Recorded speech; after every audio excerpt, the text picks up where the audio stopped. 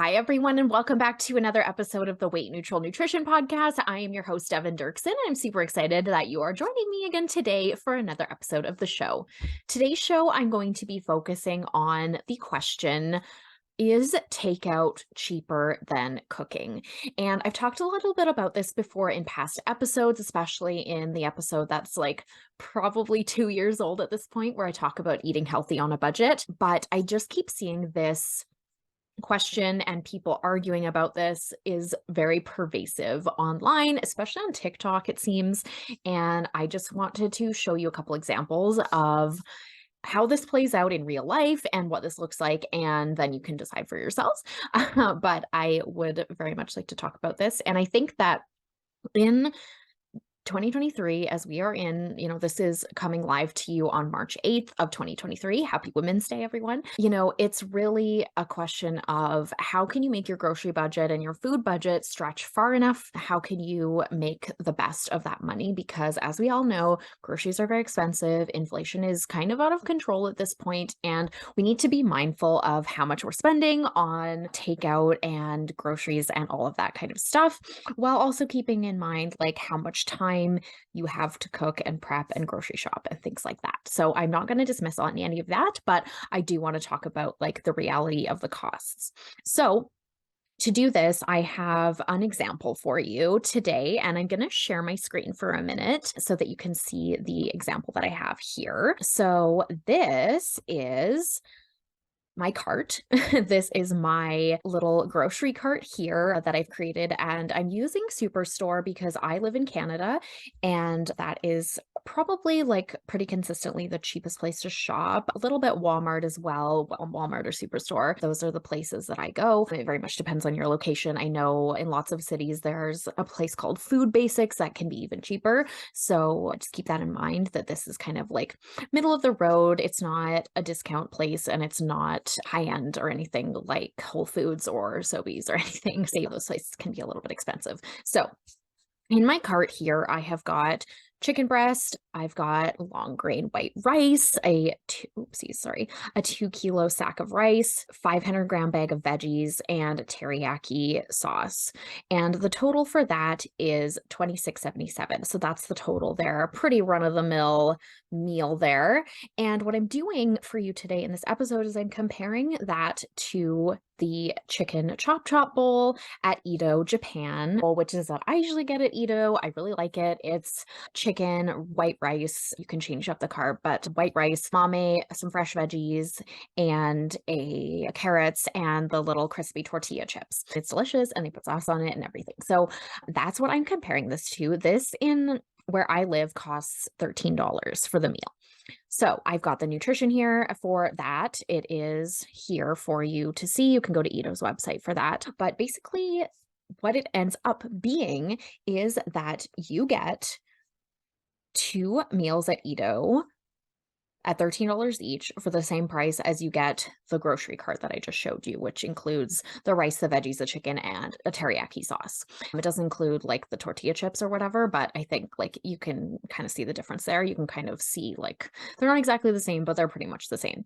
And anyway, through a bunch of math that I did here on this paper next to, which I can share with you if you'd like in the comment section of YouTube. But basically what it works out to is at Ito, you are paying $13 for your serving of food, your chicken, your rice, your veggies. And if you are going to cook it at home, using the math that I just used there, using that cart, it's going to work out to being $4.25 a serving.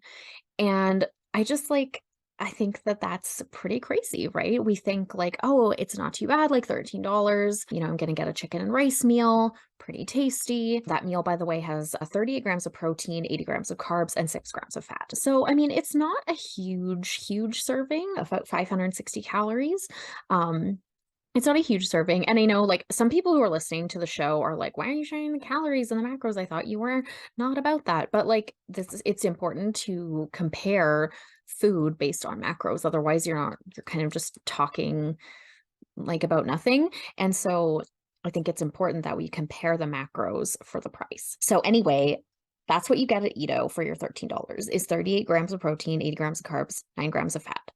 At the store for the $77, you're going to get a huge bag of rice. A 2 kilogram bag of rice is going to go a long way for you. That's going to have 1,584 grams of carbs, 132 grams of protein in the rice itself. 4 chicken breasts is going to be about 200 grams of protein, give or take. 500 grams of veggies is 32 grams of carbs, 8 grams of protein. Didn't include macros for the teriyaki sauce. It's kind of just like an add-on as you wish, giving you a total of 1,616 grams of carbs, 340 grams of protein, and, negligible fat, not really terribly important for us here. So you can just see, like, you get so much more for the $26. And yeah, like I think at the offset, it looks like, oh, but I'm paying $26 and now I have to cook and I have to do all these things. And it's like, yes, but you're saving so much money, right? You're paying literally like less than a third the amount at $4.25 a serving for the grocery store food versus $13 a serving at a place like Edo. And I'm not knocking Edo. You all know, like, Edo is my favorite fast food. I love Edo. I love going there. I like getting, an easy chicken and rice meal sometimes. But we cannot argue that it is cheaper to eat at Edo.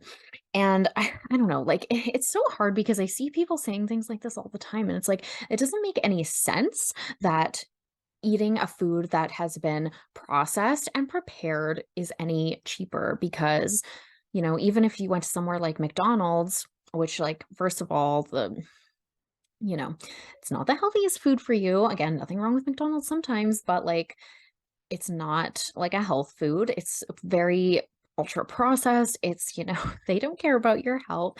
And, they're not preparing that for you for free, right? They might get a bulk deal on their beef or their buns or their fries or whatever. But the reality is that, like, every time there's a step in the processing or somebody preparing a food for you, it costs somebody money to do that. It costs the business money, and they're not just like benevolently giving that away to you for less than they paid for it, right? So I think that that's the main thing. I don't know. I used to see a lot of talk about the rotisserie chickens at Costco in the US and how people would be like, it's so much cheaper to get a rotisserie chicken. And I don't know, like, I'm in Canada. I think a rotisserie chicken here probably costs like $14, which is a lot, I think, especially because you can't, you pull off the legs, you pull off the wings or the breast meat or whatever, and you're like, that's about it. And so, I mean, it's hard to compare like $1 per kilogram or $1 per pound price on that versus like boneless, skinless chicken breasts as I've used here. And that's the thing, right? Is like in the example that I just gave, I used like the fancier cut of meat, right? You could save some money by using the skin on chicken. Again, it just kind of depends what you prefer and what's available in your area. And like I said before as well, I'm Canadian. Our grocery prices are a little bit higher than a lot of other places, especially from the US. And so yeah, I just think like in the US, like it's easier to cook. And, it's even cheaper, I guess, is what I mean. So I don't know. I just like I don't like seeing the argument of people saying that it's easier to eat takeout or that it's cheaper to eat takeout because it's really not when you boil it down to what you're getting and what you're paying per serving, what you're paying for it. And so I don't know. It's a little disheartening too, because I think that the companies that are selling takeout, like, they love that people think that because they're going to keep buying. And I didn't even account for the fact that a lot of people get their takeout delivered. A lot of people, get things like Uber Eats, DoorDash, Skip the Dishes, whatever it is. And that just adds more money. You either have to pay the delivery fee or you have to pay the delivery fee and a tip. And it's like, it just gets out of control, I think, really quickly when you do that. I know I had come across somebody on Instagram saying they spent like, I think it was like over $20,000 on Uber Eats last year because like they didn't cook. They were like, I'm too busy, I can't cook. And it's like, your grocery budget shouldn't be that much. But if you are eating out and tipping and paying the delivery fee and whatever for every meal that you're having, of course it's going to add up really quickly, right?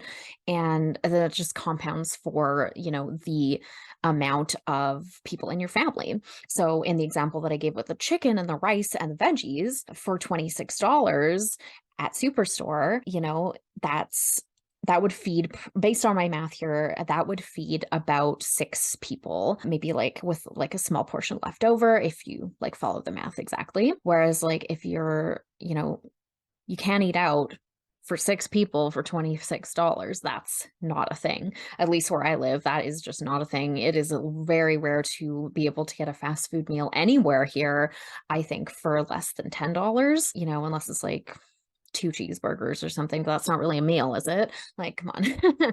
So, yeah, I don't know. I think it's just, like, disheartening, and it puts a lot of power into these corporations who don't care about your health, who are just trying to prey off of you being like, "Oh my god, groceries are so expensive." And it's like, well, no. I do think that there are certain, like, local businesses that have maybe not raised their prices recently.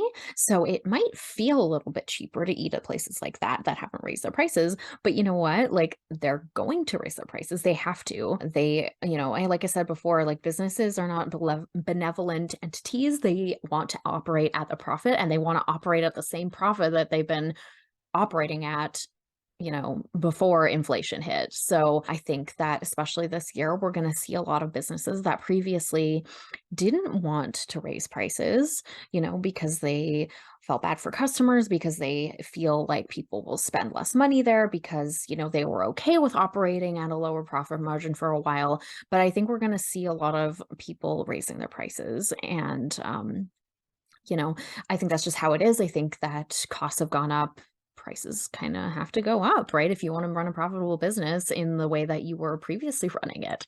So, yeah, I think if you know of a place close to you that hasn't raised their prices yet, great, keep going there. But I think also prepare yourself for the fact that they are going to raise their prices at some point, because it's kind of inevitable, and that's just how businesses operate. So, yeah, I think those are the main things I wanted to talk about today.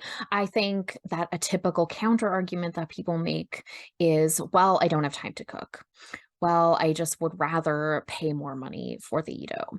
And it's like, well, okay, that's fine. You can make that choice that you're going to pay for convenience, but that does not make it cheaper.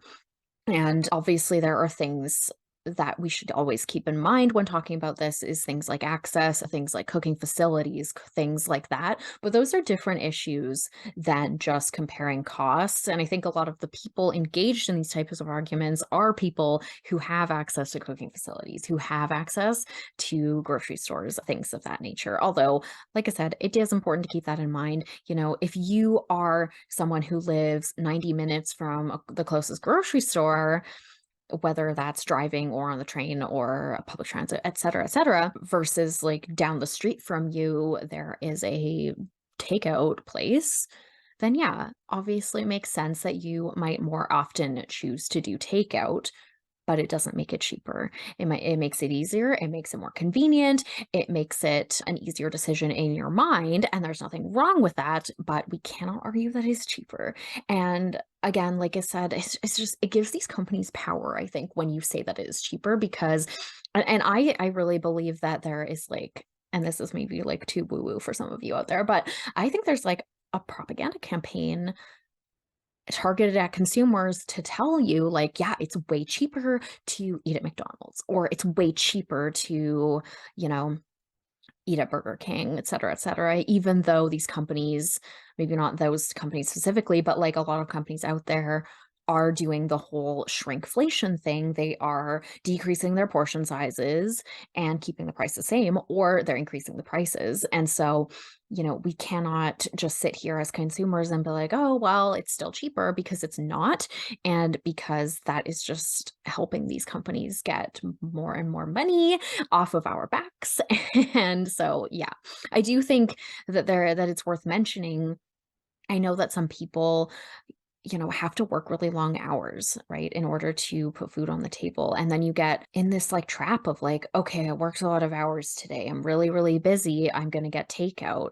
And so you kind of get stuck in this like, well, I have to work more hours because I'm spending so much on takeout. And it's like, well, like you have to find something that works for you and a good compromise there. But I do think that systemically, there is certainly that pressure, and there is certainly like a cycle of like getting stuck in the like having to pay for stuff because you're working. And so I just want to acknowledge that too. I don't want people to feel like I'm telling them that they have to cook every meal. I certainly don't cook every single meal that I make, but it is just understanding that, like, if you are choosing to, say, go out for Edo, that is a more expensive choice, right? And a meal like chicken and rice and veggies, like, that doesn't take all day to prepare, right? It takes you an hour. If you really need to save time, you can grocery shop online. You don't have to do that, but if you I don't like to do that personally, but if you were like, "Oh, I don't wanna spend an hour at the grocery store," put it in your cart, like, guaranteed you have some time during the day where you can online shop. So most people do.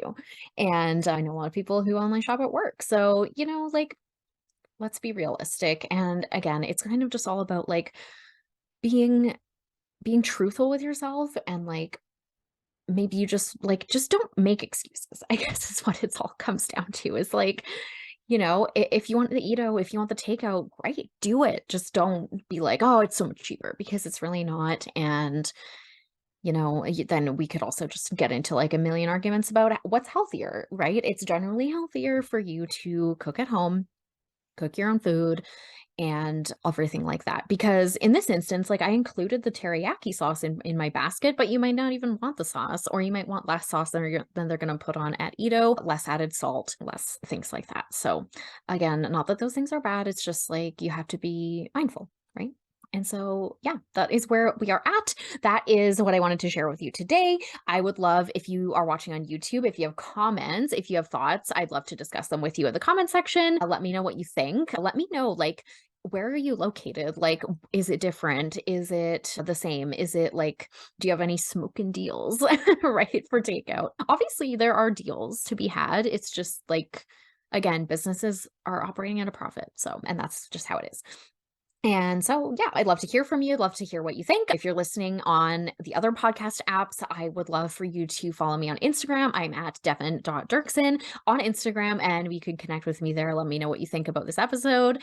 And until the next one, next week, I'm going to have a really, really awesome guest for you guys. It is going to be all about ADHD and nutrition and the intersections and how you can tackle it. And, yeah, like the correlation between the binge and restrict cycle and ADHD. And I have a really freaking awesome guest for you next week. So make sure you hit that subscribe button in YouTube or on your favorite podcast app, and so that you get next week's episode as well. Until then, I hope you have a great week, and I'll talk to you soon.